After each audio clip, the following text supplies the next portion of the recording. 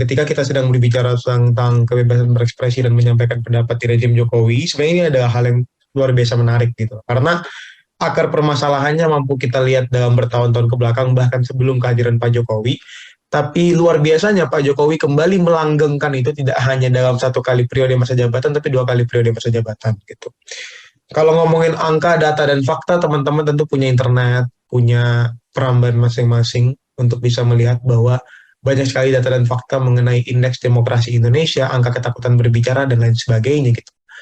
Jika berbicara kata, data, dan fakta, dan juga angka, teman-teman, 62,9% rakyat Indonesia itu sedang takut untuk berbicara. Ini tentu adalah hal yang luar biasa bermasalah dan harus menjadi renungan bersama gitu. Karena 62,9% rakyat Indonesia yang takut untuk berbicara mengartikan 62,9% rakyat Indonesia yang tidak mampu menikmati betul bagaimana sistem demokrasi di Indonesia bekerja. Karena bicara, kata-kata, pendapat, dan juga ekspresi adalah salah satu bahkan komponen paling penting di dalam demokrasi gitu. Bagaimana bisa kita mengkoar-koarkan soal demokrasi jika soal ekspresi pendapat dan juga apapun yang terkait keluar dari manusia tersebut susah untuk diekspresikan ataupun disampaikan gitu.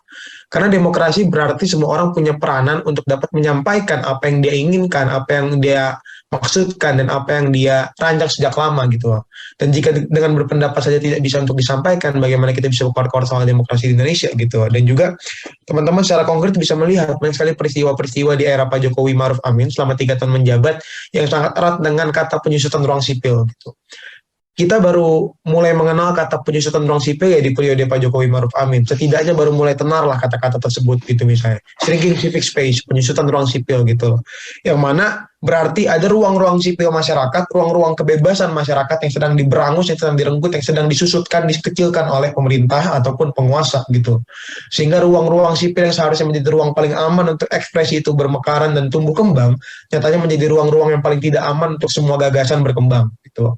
Dan penyusutan ruang sipil ini dapat kita lihat dari berbagai aspek gitu. Misalnya teman-teman bisa ngelihat bagaimana gerakan-gerakan masyarakat Indonesia, gerakan sosial politik itu diberangus, dibungkam, dan juga dimatikan lah dalam beberapa periode terakhir. Teman-teman yang paling dekat bisa melihat hashtag September Melawan gitu. Beberapa gerakan yang ada di Indonesia selama bulan September ini menggunakan hashtag September Melawan. Kalau dihitung tanggalnya teman-teman, September itu baru jalan 10 hari gitu loh. 10 September 2022 gitu. Tapi nyatanya dari 10 September 2022 ini, 10 hari berjalannya bulan September, puluhan kota di Indonesia telah bergerak, telah turun ke jalan, telah demonstrasi untuk melawan kebijakan-kebijakan yang menyengsarakan, termasuk BBM naik, RKUHP, dan wacana untuk perpanjangan masa jabatan presiden lagi, nyatanya diberangus dengan cara-cara penangkapan sewenang-wenang, dengan cara-cara pemukulan, tindak-tindak represif, dan banyak sekali tingkah-tingkah aparat yang menunjukkan arogansi di berbagai kota di Indonesia gitu. Tidak hanya soal September Melawan yang baru berjalan 10 hari ini, teman-teman. Kalau diulik lagi ke belakang di tahun 2019, kita sempat menyaksikan sebuah gelombang besar penolakan bernama reformasi di korupsi. Ribuan orang menjadi korban. Baik itu korban dari pemukulan, korban dari penangkapan sewenang-wenang, korban dari gas air mata, dan korban dari berbagai zat-zat lainnya yang belum tentu diperbolehkan dalam pengamanan-pengamanan. Dan dalam pengamanan-pengamanan tersebut, kepolisian jelas melanggar hukum yang diciptakan untuk internalnya sendiri gitu. Peraturan Kapolri sudah sangat menjelaskan bahwa polisi itu punya berbagai tahapan-tahapan dalam mengamankan situasi massa gitu. Baik itu dalam pengerahan kekuatannya, pengerahan daya upaya, dan lain sebagainya. Nyatanya itu merupakan peraturan yang paling sering dilanggar oleh instansi kepolisian tersendiri gitu. Dan juga tidak hanya reformasi di korupsi dan September Melawan, teman-teman bisa melihat bagaimana teman-teman UNS tahun lalu kemudian membentangkan banner ataupun poster ketika mobil presiden sedang lewat dan langsung diberangus abis-abisan, diambil posternya, dipukulin, dan lain sebagainya. May Day 2021 juga di Jakarta, mahasiswa dipisahkan dari buruh dan kemudian ditangkap ratusan mahasiswa di Jakarta karena hanya sedang melaksanakan aksi gitu loh. Jadi upaya-upaya untuk membungkam ini secara fisik sudah kita rasakan berbagai peristiwa ke belakang. Dan berbagai peristiwa yang saya ungkapkan tadi adalah peristiwa-peristiwa besar, peristiwa-peristiwa yang merupakan gelombang penolakan yang masif. Teman-teman bisa saksikan, gelombang penolakan yang masif biasanya berisi banyak orang, ratusan ribuan orang. Ratusan ribuan orang yang tentu kekuatannya besar saja bisa dengan semudah itu untuk dibungkam. Apalagi dengan kekuatan-kekuatan individu-individu, orang-orang yang hanya dapat berpendapat di media sosial, dunia maya, dan lain sebagainya. Nyatanya pemerintah masih belum mampu menertibkan buzzer-buzzernya ataupun menertibkan berbagai instansi ataupun aparat pemerintahan yang kontra dengan kebebasan berpendapat itu sendiri gitu. Pemerintah malah menganggarkan puluhan miliar untuk bisa mengerahkan buzzer-buzzer di masa-masa krisis gitu misalnya. Ya jelas ini ada ancaman besar bagi demokrasi.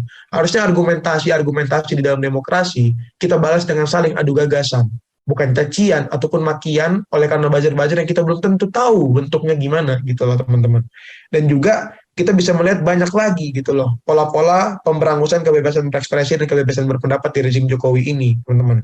Yang paling dekat dengan kita semua mungkin di lingkungan kampus. Saya menyoroti banyak sekali peristiwa pemberangusan kebebasan berpendapat di kampus ataupun kebebasan akademik gitu loh. Teman-teman UGM misalnya dilarang untuk berdiskusi soal wacana impeachment gitu loh, wacana pemberhentian Jokowi secara konstitusional, wacana pemberhentian presiden secara konstitusional. Padahal wacana pemberhentian presiden itu bukan hanya wacana, itu merupakan hal yang konstitusional, gitu loh. Hal yang diperbolehkan. Undang-Undang Dasar 45 Pasal 7B menyatakan tahapan-tahapan yang akan kita lalui jika presiden itu harus mundur ataupun digantikan gitu. Sehingga itu merupakan pembahasan yang konstitusional. Nyatanya teman-teman CLS FHUGM pada tahun 2020 malah diberangus diskusinya, malah diancam, diteror, dan sampai saat ini pemerintah tidak menunjukkan upaya-upaya untuk bisa melindungi mereka-mereka yang berdiskusi gitu.